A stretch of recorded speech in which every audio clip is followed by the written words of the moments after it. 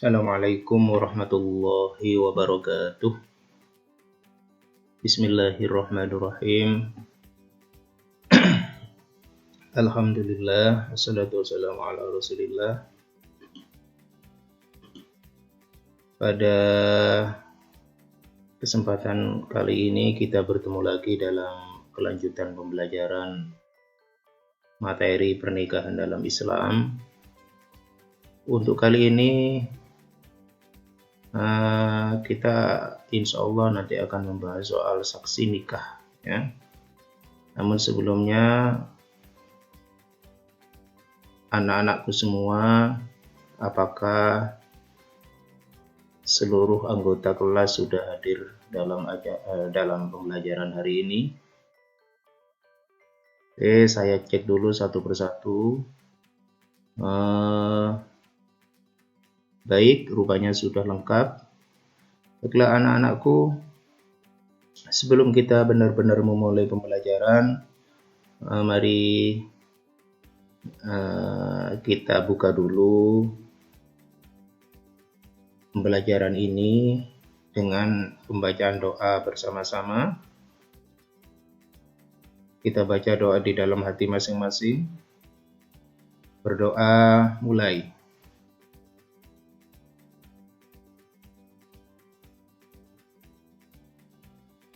Selesai. Baik, terima kasih. Sebelum Bapak menjelaskan lebih lanjut materi mengenai saksi nikah, karena jam kita ini sudah jam ngantuk ya, sudah setelah zuhur, tentu ini sudah jam istirahat, maka untuk menyegarkan pikiran kita, mata kita, coba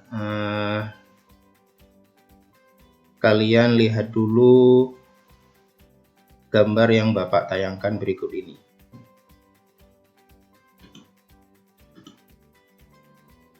Oh maaf ya. Sebelum gambar, Bapak jelaskan dulu tujuan pembelajaran kita ya. Tujuan pembelajaran kita nanti kalian diharapkan yang pertama, setelah belajar ini kalian mampu menjelaskan syarat dan rukun saksi nikah. Terus yang kedua, dalam proses menyimak nanti dan tanya jawab antar peserta, nanti kalian diharapkan mampu menyebutkan syarat dan rukun nikah menurut syariat Islam. Terus yang ketiga,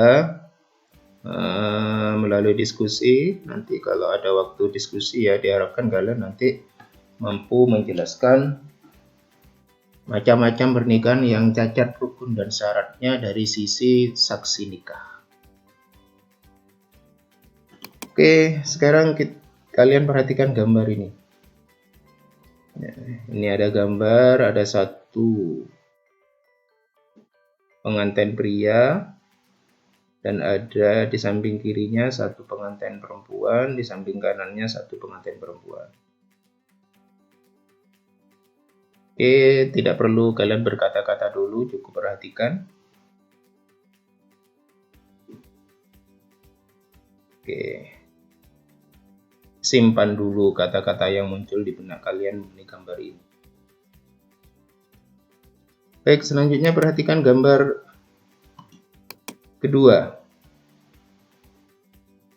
Ini adalah gambar kedua. Perhatikan.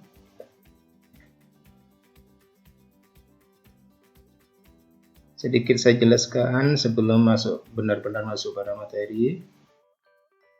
Ini yang Bapak kasih tanda titik ini adalah pengantin pria. Tanda titik satunya ini pengantin perempuan. Di sini ada tanda panah merah 2. Ini adalah 2 saksi dalam pernikahan. Baik, jadi ini yang akan kita bahas. 2 saksi dalam pernikahan, mulai dari pengertiannya sampai syarat-syaratnya. Baik, kita masuk pada materi. Anak-anakku, tolong perhatikan ya. Kalau ada pertanyaan nanti langsung ditanya, jangan sungkan-sungkan. Langsung acungkan jari saja. Saksi nikah itu apa? Saksi nikah itu orang yang melihat langsung ya, mendengar atau mengetahui sendiri suatu peristiwa atau kejadian akad nikah yang terjadi antara wali nikah atau wakilnya dengan calon suami atau wakilnya, dengan tujuan mereka kelak dapat memberikan keterangan yang diperlukan guna kepentingan perkara tentang pernikahan yang diketahuinya. Jadi menurut pengertian ini, anak-anakku ya, saksi nikah itu tidak hanya berfungsi ketika akad nikah itu berlangsung, tetapi bertujuan atau berfungsi lain dalam jangka panjang di kemudian hari, yaitu mereka kelak ya, bisa memberikan keterangan yang diperlukan seandainya pernikahan yang disaksikannya itu bermasalah secara hukum, baik secara hukum agama atau secara hukum kenegaraan. Ya, jadi saksi itu berfungsi yang menyaksikan ketika akad, juga berfungsi sebagai pemberi keterangan ketika di kemudian hari ada permasalahan hukum dalam pernikahan itu. Baik. Sekarang kita bicara kedudukan saksi menurut pandangan syariat Islam. Ada dua pendapat anak-anakku. Yang pertama, saksi itu menurut mayoritas ulama adalah syarat sah nikah. Ini syarat sah nikah. Yang kedua, sebagai rukun nikah. Ini. Ya.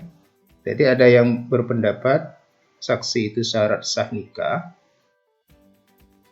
Yang kedua berpendapat saksi itu rukun nikah. Nah, hukum negara kita Indonesia menganut yang mana? Nah, ini penting kalian tahu ya. Saksi itu sebagai syarat nikah atau sebagai rukun nikah. Nih, pandangan terakhir inilah yang kemudian diadopsi oleh kompilasi hukum Islam. Yang mana? Berarti yang saksi yang berstatus sebagai rukun nikah. Makanya di sini saksi dalam perkawinan merupakan rukun pelaksanaan akad nikah. Ini pasalnya. Sehingga setiap perkawinan yang berlangsung di Negara Kesatuan Republik Indonesia harus disaksikan oleh 2 orang saksi. Ini ya. Ini hukum yang berlaku menurut perundang-undangan negara. Setiap perkawinan harus disaksikan oleh 2 orang saksi. Oke. Semoga bisa dipahami ini perbedaannya. Lanjut sekarang syarat-syarat saksi nikah. Ya, ada beberapa syarat agar seseorang bisa menjadi saksi dalam pernikahan.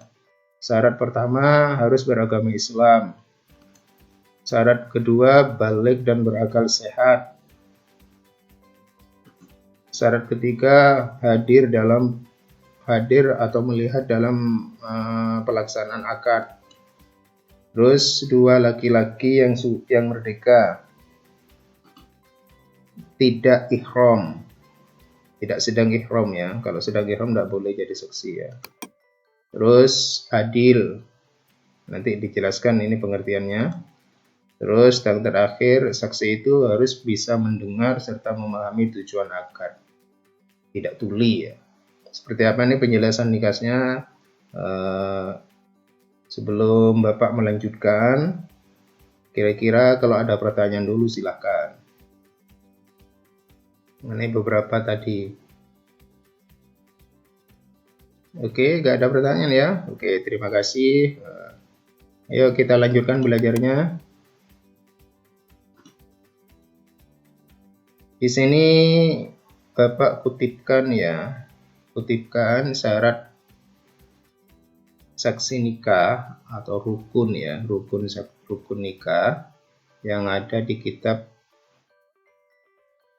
Matan Abi Suja ya, yang ada di kitab Takrib ya.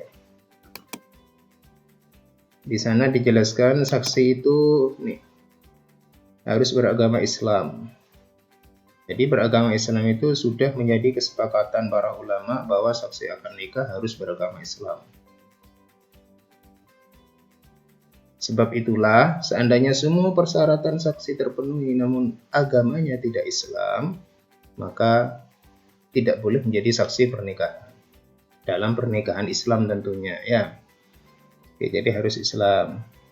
Yang kedua, saksi itu harus balik atau dewasa. Berarti anak-anak yang belum balik atau anak-anak yang belum sempurna kemampuan berpikirnya itu tidak boleh menjadi saksi pernikahan. Bisa dipahami ya?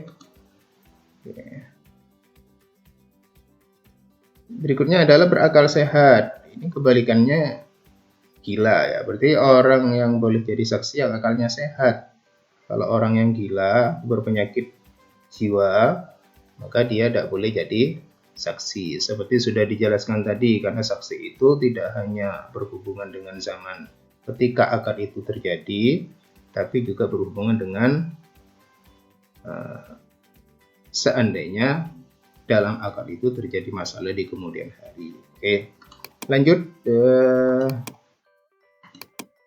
Merdeka. Ya, ini bukan budak orang lain ya, karena budak tidak bisa bertindak atas namanya sendiri, atau budak itu bertindak atas kemauan majikannya ya, tuannya. Tapi untuk zaman sekarang sudah nggak ada ya, nggak ada perbudakannya. Terus laki-laki, berarti kebalikannya, kalau perempuan tidak boleh menjadi saksi pernikahan. Ini jangan salah paham. Jadi biasanya dalam satu akad pernikahan kan banyak yang menyaksikan, ada laki-laki, ada perempuan. Maka yang berstatus sebagai saksi dalam pernikahan itu harus yang laki-laki. Yang tanda tangan di surat-surat pernikahan itu harus 2 saksi laki-laki. Bagaimana kalau di tempat akad itu ada perempuan? Ya tidak masalah. Berarti para perempuan itu statusnya menyaksikan pernikahan atau menonton pernikahan lah, biar lebih beda ya, menonton pernikahan. Sedangkan yang laki-laki di samping menonton pernikahan berlangsung, dia juga berstatus sebagai saksi dalam pernikahan itu. Ya, jadi mengenai status, kalau kehadiran laki-laki perempuan di tempat akad itu gak masalah ya, boleh-boleh saja. Terus adil. Adil itu, ini Imam Asy-Syafi'i meriwayatkan sebuah hadis yang menjadi dasar bahwa saksi itu harus adil ya. Artinya ini tidak sah pernikahan kecuali dengan wali yang mursyid. Mursyid itu apa? Mursyid itu adil dan tidak fasik. Fasik itu apa? Fasik itu orang yang selalu ya konsisten berbuat dosa, itu fasik. Maka seorang saksi, seorang wali nikah juga, seorang saksi nikah juga itu harus adil dulu. Makanya sebagai jalan tengahnya itu sebagian ulama memberi semacam jalan keluar ya. Ketika akan memulai akad, semuanya mesti baca istighfar dulu atau taubat dulu, taubatan nasuha dulu. Sehingga apa? Statusnya menjadi bersih dari dosa. Harapannya begitu. Terus dia dipandang sebagai orang yang adil dan akhirnya boleh menjadi wali nikah dan juga boleh menjadi saksi nikah. Sehingga sudah tidak fasik ya. Sehingga boleh menjadi wali ataupun boleh menjadi saksi. Nanti ini perihal ini penjelasannya bisa kalian simak di video yang Bapak kirimkan linknya di akhir nanti. Baik, untuk menguji pemahaman kalian tentang materi yang sudah Bapak sampaikan, tolong perhatikan. Di sini Bapak tampilkan ada 3 gambar ya. Gambar pertama, oke. Gambar kedua, gambar ketiga. Di antara 3 gambar ini, perhatikan, gambar nomor berapa yang boleh menjadi saksi nikah? Silakan, yang sudah menemukan jawabannya bisa langsung jawab.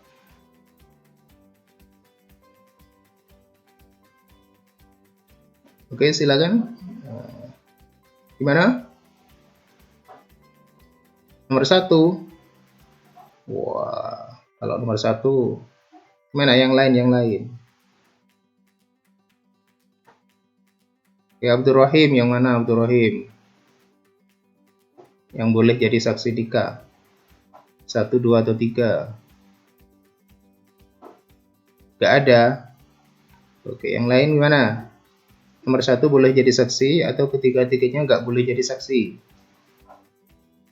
Oh baik ya, terima kasih ya. Jadi ini gambar 1, gambar 2, atau gambar 3 semuanya tidak boleh menjadi saksi. Kenapa? Yang pertama perempuan ya. Saksi itu harus laki-laki. Oke, gambar kedua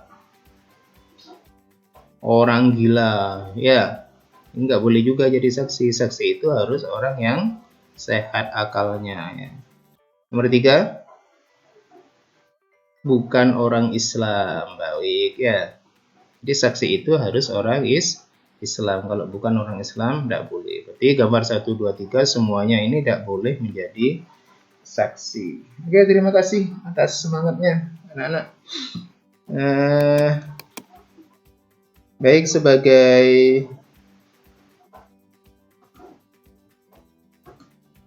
sebelum kita akhiri ini Bapak kirimkan link YouTube ya, nanti kalian tonton di waktu senggang untuk memperdalam materi yang Bapak sampaikan tadi. Gitu ya. Oke, terima kasih. Sekarang Bapak tanya.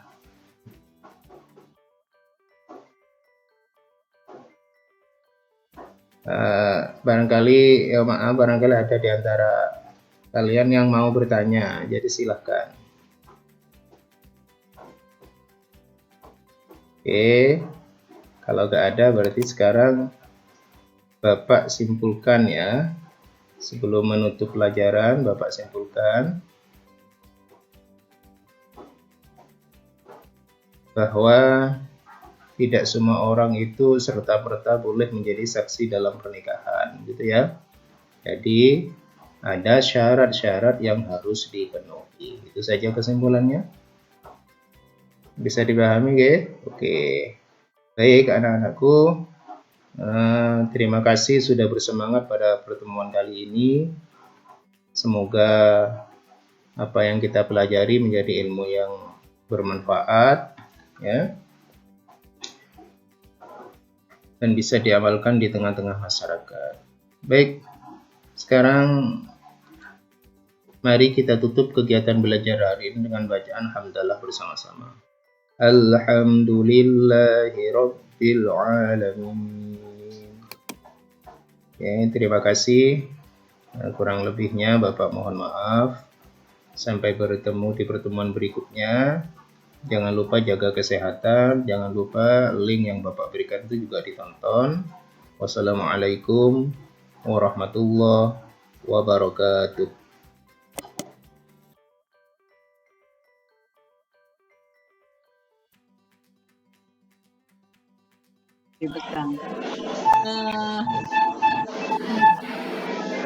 Dari saya ini yang kurang itu adalah interaksi.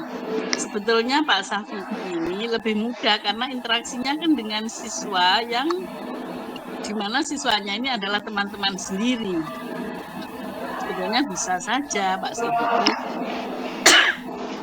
dialog atau tanya kepada teman-teman yang sekarang ini ada bergabung di forum ini.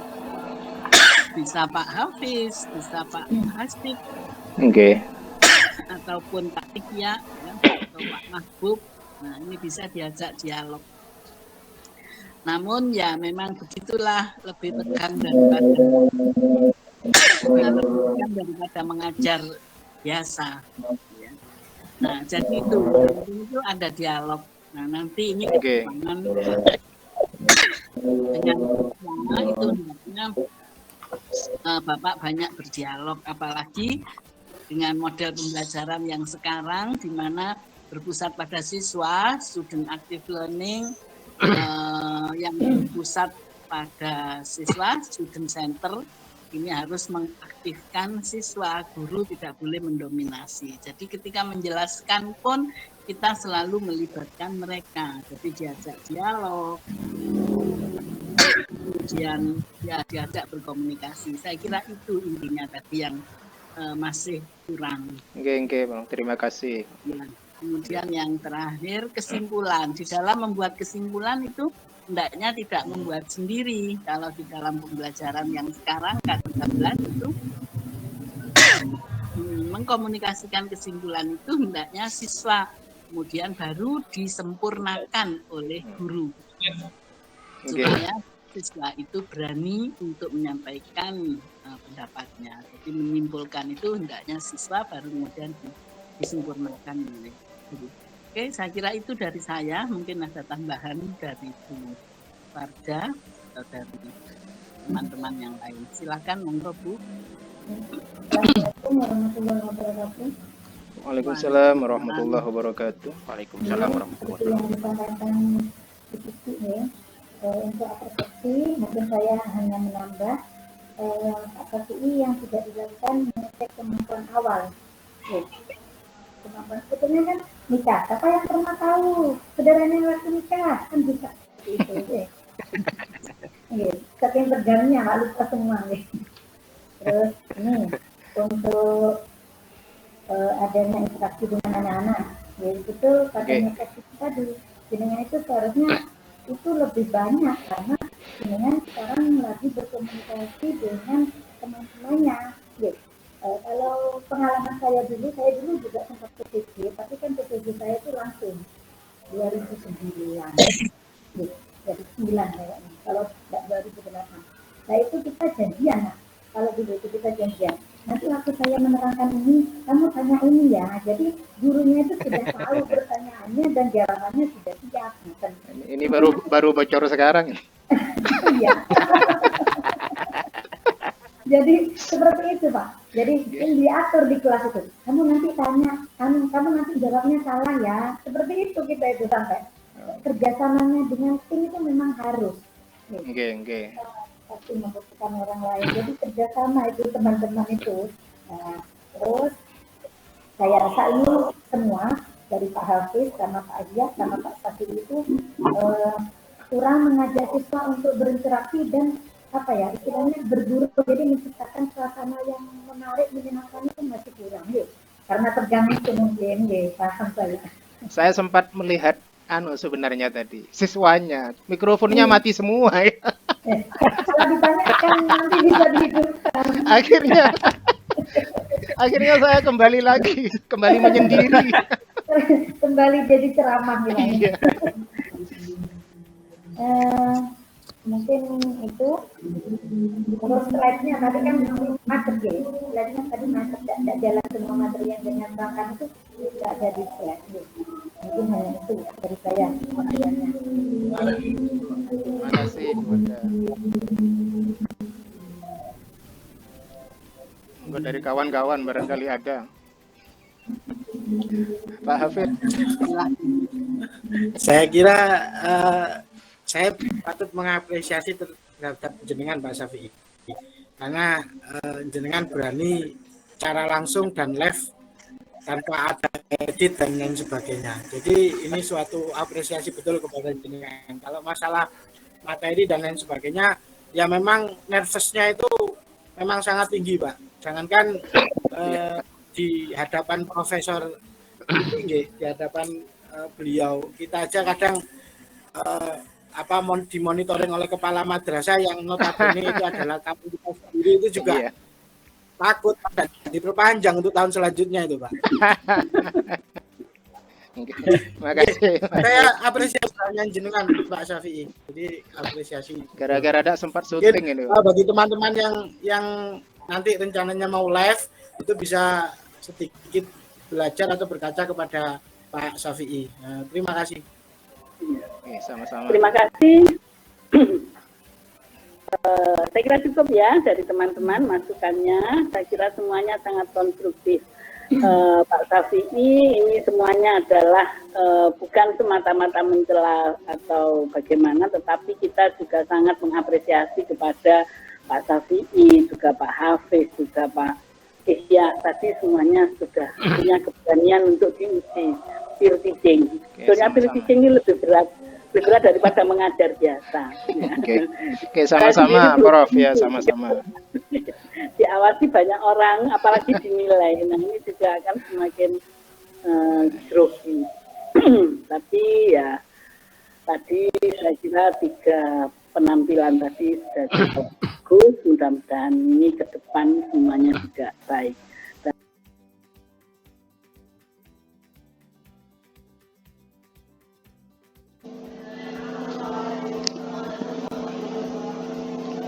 Oke. Sudah bisa dimulai, oke? Berarti mohon maaf sebelumnya.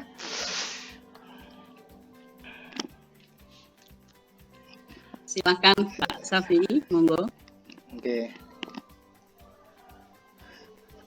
Assalamualaikum warahmatullahi wabarakatuh. Waalaikumsalam warahmatullahi wabarakatuh. Waalaikumsalam warahmatullahi wabarakatuh. Bismillahirrahmanirrahim. Alhamdulillah, salatu wassalamu ala rasulillah. Anak-anakku semua, alhamdulillah pada kesempatan hari ini